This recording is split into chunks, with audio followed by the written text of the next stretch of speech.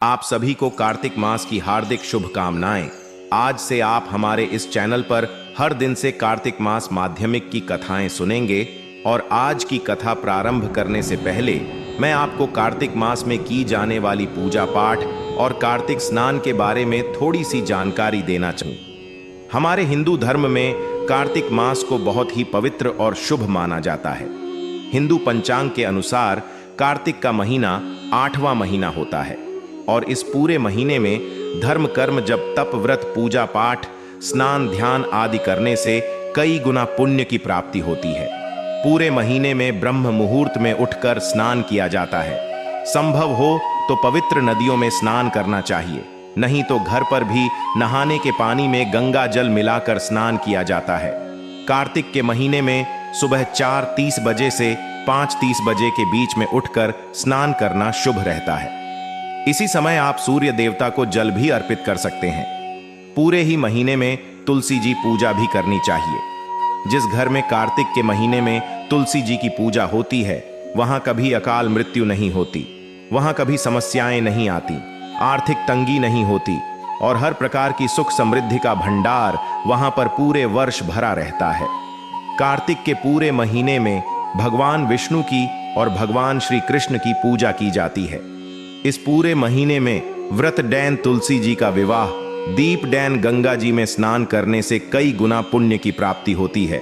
साथ ही इस महीने में किया गया डैन कभी व्यर्थ नहीं जाता। इस महीने में किया गया छोटे से छोटा डैन भी कई गुना पुण्य की प्राप्ति करने वाला होता है।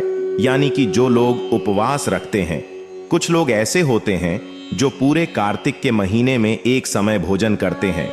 वह शाम की पूजा करने के बाद तारों की छांव में ही शुद्ध सात्विक भोजन ग्रहण कर लेते हैं। कार्तिक के महीने में किस प्रकार से पूजा करनी चाहिए? होने के बाद आप तुलसी जी की पूजा करें। तुलसी जी के पौधे में नियमित रूप से जल अर्पित करें। कुछ विशेष दिनों को छोड़कर, जैसे कि रविवार, एकादशी या ग्रहण वाले दिन को छोड़कर आम तुलसी जी के पौधे में जल अर्पित करके देवताओं कर सकते हैं। रविवार एकादशी को जल अर्पित न करके केवल दीपदान भी किया जा सकता है। परिक्रमा करनी चाहिए। कार्तिक मास महत्व का पाठ रोज पढ़ना या सुनना चाहिए। पूजा करते समय भगवान विष्णु की पूजा करें। अपने सभी आराधी देवी देवताओं की पूजा करें। धूप दीप जलाएं और एक दीपक आपको अपने घर के मुख्य द्वार पर भी जलाया चाहिए।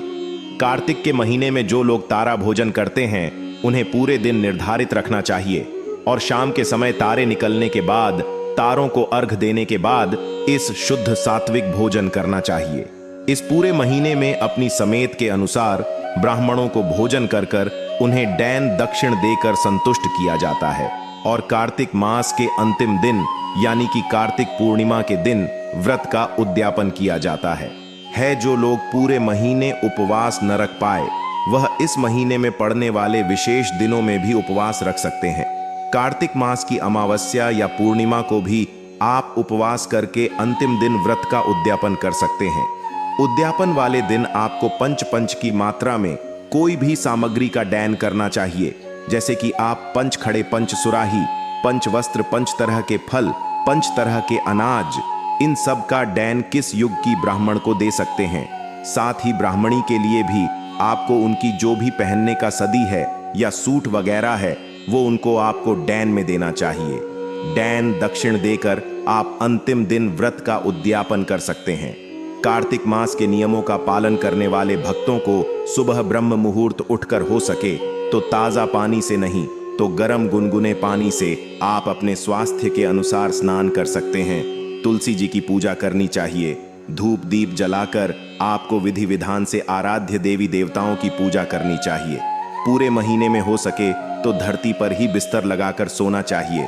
तल हुआ मसालेदार मांसाहारी प्याज, लहसुन, लौकी, गाजर, राय, उड़द की दाल, मूंग, मसूर, चने की दाल, मटर की दाल का सेवन नहीं करना चाहिए।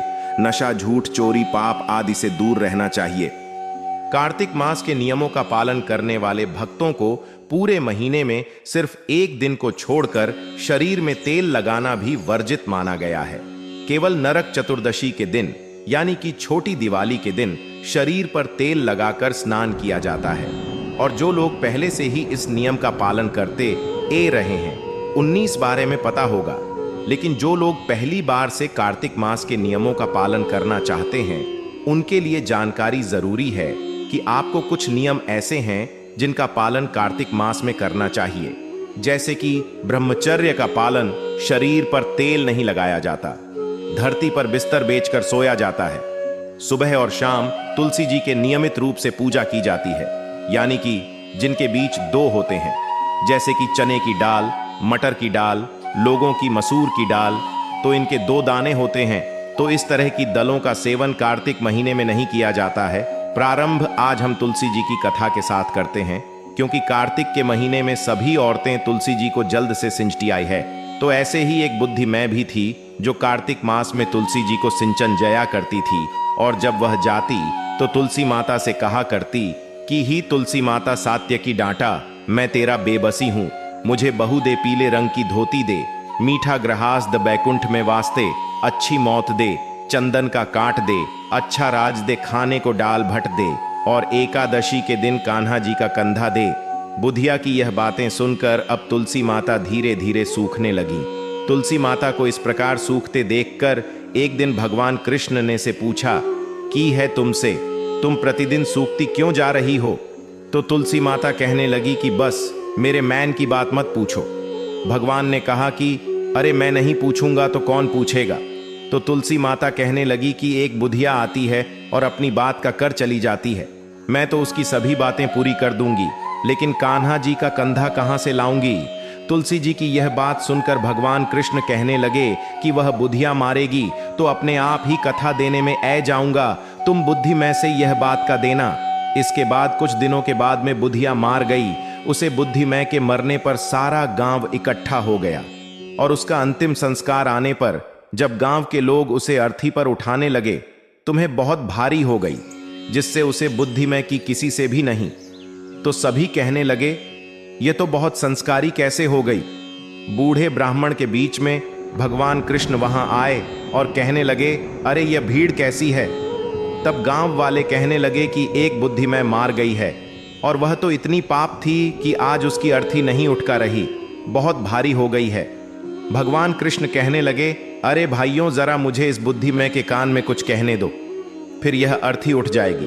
भगवान कृष्ण बुद्धि में के पास गई और उसके कान में कहने लगे, मैं तू अपने मैन की कर ले, पीतांबर की धोती ले, मीठा ग्रास लें, बैकुंठ में बसा लें, चटक की चाल ले, चंदन का काट ले, झालर की झंकार ले, दाल भात को जी और कान्हा जी का कंधा लें। भगवान की बातें सुनते ही बुधिया तो हल्की हो गई। भगवान कृष्ण अब उसे अपने कंधे पर ले गए। इस प्रकार बुद्धिमय को मुक्ति मिल गई और वह भगवान के धाम वैकुंठ लोक को चली गई। यह तुलसी माता जैसे आपने उसे बुद्धिमय के सत की लाज राखी, जैसे आपने उसके विश्वास की लाज राखी, वैसे ही इस कथा को कहने सुनने और हुंकार भरने वाले सभी भक्तों की लाज रखना।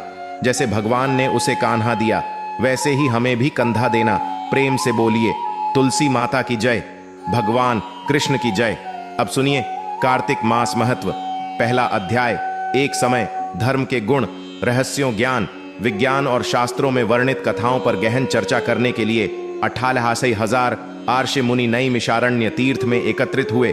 उनके बीच में महर्षि वेद व्यास जी के सुयोग्य जी महाराज ऐसे सुशोभित हो रहे जैसे आकाश में तारों के बीच में चंद्रमा। धर्म के सभी गुण, रहस्यों, 4 वेदों, 6 शास्त्रों और 18 पुराणों की झांत। श्री सूत जी से चमक आदि ने कहा, हे मुनि श्रेष्ठ, श्री सूत जी, आप कृपा करके हमें कोई ऐसा सरल उपाय बताइए जिससे हमारी इस घर कलयुग के प्रहार से रक्षा हो सके। समस्त आर्षि मुनियों के मुख से यह बात सुनकर श्री सूची बोले, तुम्हारी श्रद्धा और प्रभु भक्ति देखकर ही ऋषियों मेरा हृदय बहुत प्रसन्न है। इसी से आज से मैं तुम्हें कार्तिक महत्तम की पवन कथा सुनाता हूं। इन कथाओं को सुनने से इस कलिकाल में मनुष्य के समस्त पाप नष्ट हो जाते हैं और मनुष्य बैकुंठ लोक में चला जाता है। सो अब आप सभी सावधान होकर सुनिए।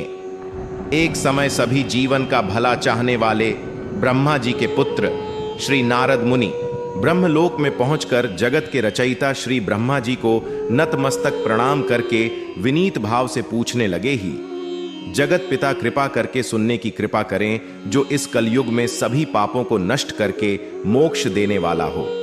नारद जी की श्रद्धा युक्त बात सुनकर श्री ब्रह्मा जी कहने लगे, ही पुत्र, तुमने संसार के कल्याण के लिए बहुत उत्तम बात पूछी है।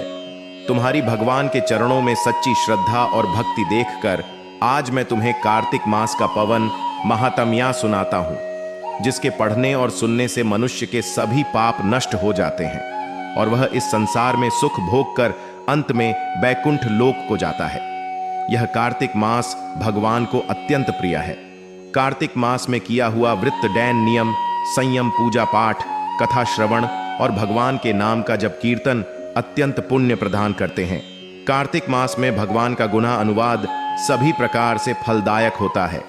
इस मास में भगवान के प्रति किया गया प्रत्येक धार्मिक सबसे बढ़कर फल देने वाला होता है। इससे बढ़कर कोई और तप और यश नहीं है। तुमने संसार की भलाई के लिए यह अति उत्तम प्रश्न किया है। अब तुम श्रद्धा युक्त और सावधान होकर सुनो। कार्तिक स्नान करने वाले मनुष्यों को प्रातः कल ब्रह्म मुहूर्त में उठकर शौच आदि से निवृत्ति होकर 12 अंगुल लंबी सुगंधि युक्त वृक्ष का दातुन करना चाहिए। परंतु याद रहे कि श्राद्ध, सूर्य अथवा चंद्र ग्रहण और एकम अमावस्या, छठ, नवमी, एकादशी और रविवार को धातु नहीं करनी चाहिए। जिस दिन दांतों नहीं करनी हो उसे दिन पानी से बढ़ा बार कुल्ला करके मुंह को खूब साफ कर लेना चाहिए। जब 2 घड़ी रात्रि शेष रहे तब काले तिल, चंदन, चावल, पुष्प कुशा लेकर तालाब, कुंड, नदी, संगम अथवा किसी भी तीर्थ स्थान पर जाएं। वहां हाथ जोड़कर प्रार्थना करें कि ही भगवान चाप और श्री लक्ष्मी को प्रसन्न करने के लिए मैं समस्त कार्तिक मास में स्नान करूंगा अथवा स्नान करूंगी। इस प्रकार प्रतिज्ञा करके श्री गंगा जी, श्री शिव जी और सूर्य देव और विष्णु भगवान का ध्यान करके नाभि तक जल में प्रवेश करके अच्छी तरह से स्नान करें। फिर जल से बाहर निकलकर देवता, ऋषि और पितरों का तर्पण करें। स्नान करके भेद बकरी की धूल से बचाना चाहिए और छींक, थूक, कुत्ता, कौवा, ऊंट, उल्लू आदि से भी बचाना चाहिए। अगर भूलवश इनमें से किसी का स्पर्श हो जाए तो फिर से स्नान करना चाहिए। मिथ्यावादी अर्थात झूठ बोलने और नीचे प्रकृति वाले मनुष्य से वार्तालाप नहीं करना चाहिए। इसके बाद विधि से भगवान का पूजन करना चाहिए। भगवान को जल का अर्थ देकर प्रार्थना करनी चाहिए, भगवान आप श्री राधा जी सहित मेरे इस आर्घ को ग्रहण कीजिए। इस प्रकार प्रार्थना करके आवाहन, पद्य, आर्घ, आचमन, स्नान, वस्त्र, चंदन, अक्षत, पुष्प, धूप, दीप, नेविढ़िया, तांबूल, पुंगी फल, दक्षिण, नमस्कार, यह 16 चीज मूर्ति को अर्पित करते हुए तुलसी जी की मंजरी से भगवान की उपचार विधिवत पूजा अर्चना करनी चाहिए।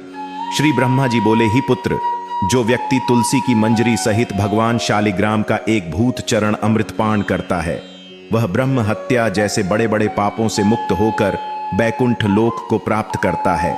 इसमें कोई संदेह नहीं।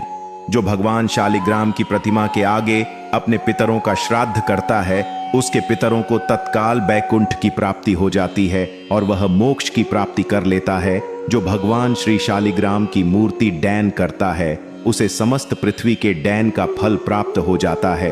जो भगवान शालिग्राम की प्रतिमा को बेचता है महान कष्ट भोगता है। इसलिए कभी भी श्री शालिग्राम की मूर्ति को बेचना नहीं चाहिए। श्री विष्णु भगवान का पूजन शंकर के जल्द से करना चाहिए। श्री शिव जी का पूजन बेल पत्रों से, सूर्य का तुलसी जी से, गणेश जी का पूजन धतूरे के फूलों से, श्री विष्णु का पूजन कमल के फूलों से और श्री महालक्ष्मी जी का पूजन मालती या फिर चंपा के फूलों से करके प्राणी परमपैड को प्राप्त कर लेता है।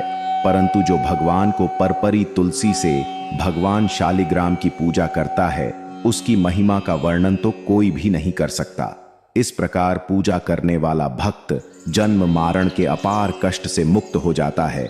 जिसकी मृत्यु तुलसी माला धारण किए हुए होती है वह जीव बिना किसी रोकटों के सीधा वैकुंठ धाम को चला जाता है।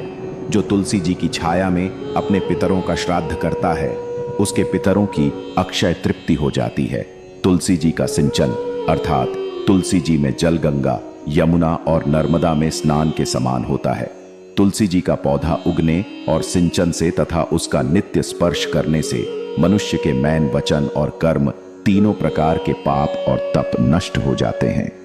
कार्तिक मास में व्रत करने वाला तुलसी जी का शांत चित्त से पूजन, प्रदर्शन और नमस्कार करके हाथ जोड़कर प्रार्थना करें कि हम हरि की परम प्रिया ही सुभद्रा देवताओं ने आपको बनाया और मुनीश्वर ने आपका पूजन किया है। मैं भी आपको नतमस्तक होकर नमस्कार करती हूँ। जो प्राणी अव्वल के पत्तों और पुष्पों से भगवान का पूजन करता है अथवा अव्वल के वृक्ष के नीचे बैठकर भगवान का पूजन करता है, उसको स्वर्ण के फलों और फूलों से पूजा करने का पूर्ण फल प्राप्त होता है। जो मनुष्य को तुलसी तथा अव्वल के पत्तों को तोड़ता है, घर नरक भौंकता है। प्रत्येक मनुष्य को चाहिए कि कार्तिक मास में अव्वल के फल, तुलसी और गोपी चंदन की माला धारण करें। ऐसा करने से वह बार बार इस संसार में आने के बंधन से मुक्त हो जाता है। कार्तिक मास में स्नान और व्रत करने वाले मनुष्य को चाहिए कि वह ब्राह्मणों को भोजन करने के बाद चंदन पुष्प पैन और दक्षिण देकर उन्हें संतुष्ट करें। संपूर्ण कार्तिक मास में धरती पर चयन करने, ब्रह्मचर्य का पालन करने, पत्तल में भोजन करने और मौन व्रत से प्राणी परमवीर, धीर, गंभीर और कीर्तिवान हो जाता है। जो मनुष्य एक समय अव्वल के वृक्ष के नीचे पूरे कार्तिक मास भोजन करता है, उसके 1 वर्ष के सभी पाप नष्ट हो जाते हैं। व्रत करने वाले भक्तों को शहर, कांजी, ताल, तेल, कच्चा भोजन खाना वर्जित हैं तथा दूसरों की निंदा भी कार्तिक मास की पूजा करने वाले भक्तों को नहीं करनी चाहिए। अंडे, मांस इत्यादि का सेवन तो क्या ध्यान में भी नहीं लाना चाहिए। मिट्टी में उत्पन्न हुआ नामक, मसूर, बंसी भोजन, तांबे के पत्र में डाला हुआ दूध इत्यादि ये सब मांस के समान ही माने जाते हैं, इसलिए इनका भी प्रयोग नहीं करना चाहिए। केवल अपने लिए ही बनाया हुआ भोजन भी मांस के समान होता है, इसलिए किसी दूसरे को भोजन करने के बाद ही स्वयं भोजन करना चाहिए। लहसुन, प्याज, फूल को भी गाजर, जंगली घिया, बैंगन, पेठा और दोबारा पकाया हुआ भोजन वृत्ति को नहीं खाना चाहिए। राजस वाला स्ट्रिप और पाखंडी आदि से भूलकर भी बातचीत नहीं करनी चाहिए। नारियल नवमी को, दशमी को परमल, एकादशी को बेर, द्वादशी को मशूर, त्रयोदशी को पैन, चतुर्दशी अमावस्या और पूर्णमासी को किसी भी फली का साग भूलकर भी नहीं खाना चाहिए। यह वीडियो आपको पसंद आई होगी। अगर यह जानकारी पसंद आई हो तो प्लीज वीडियो को लाइक करके हमारे चैनल को अभी सब्सक्राइब करके बेल आइकन प्रेस करना मत भूलिएगा। और आज से आप हमारे चैनल पर भागवत कथा के अब तक के रुके हुए अध्यायों से आगे के अध्याय भी डेली सुनेंगे।